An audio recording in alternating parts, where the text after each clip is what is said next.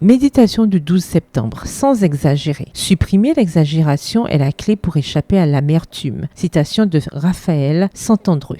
Quand on ajoute à la vérité, on retranche, dit le Talmud.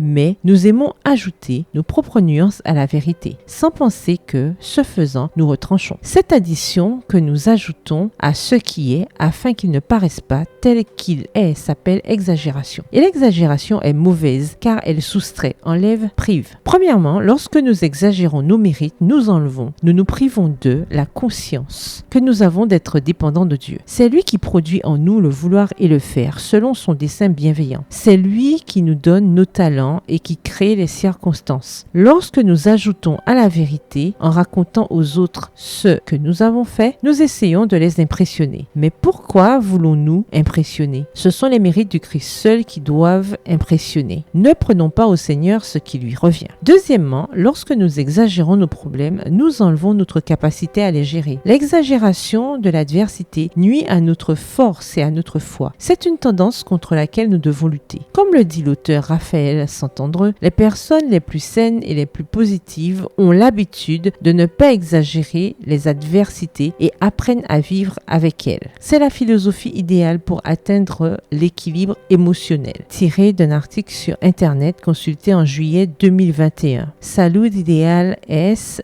cologia, exagerar es malo. Apprendre à vivre avec les difficultés sans les exagérer est le bon chemin à suivre. Et c'est un chemin que nous ne parcourons pas seuls. Dieu nous dit « Ne t'effraie pas et ne t'épouvante pas, car l'Éternel ton Dieu est avec toi partout où tu iras. » Josué 1, le verset 9. Et troisièmement, lorsque dans une conversation, nous exagérons les paroles et le comportement des autres, nous mentons. Comme le dit le dicton, exagérer et mentir vont généralement de pair. De telles paroles exagérées, mensongères, témoignent d'un cœur peu aimant et enlèvent le privilège de l'amitié, car oublier un tort favorise l'amitié. Proverbe 17, le verset 9, dans la version Bible en français courant. Ellen White, attristée par cette tendance humaine à ajouter à ce que les autres disent et font, a écrit « Nous devons nous supporter les uns les autres, nous souvenant de nos propres défaillances. Ayez pitié des uns, de ceux qui doutent. Mais j'ai été écœuré de la manière dont un frère traitait un autre frère, de l'inclination à incriminer un homme pour un mot. » Extrait tiré du livre Pour un bon équilibre mental et spirituel, au volume 2, au chapitre 69, à la page 657. N'exagérons pas ce seul mot, n'ajoutons rien à la vérité si nous voulons échapper à l'amertume.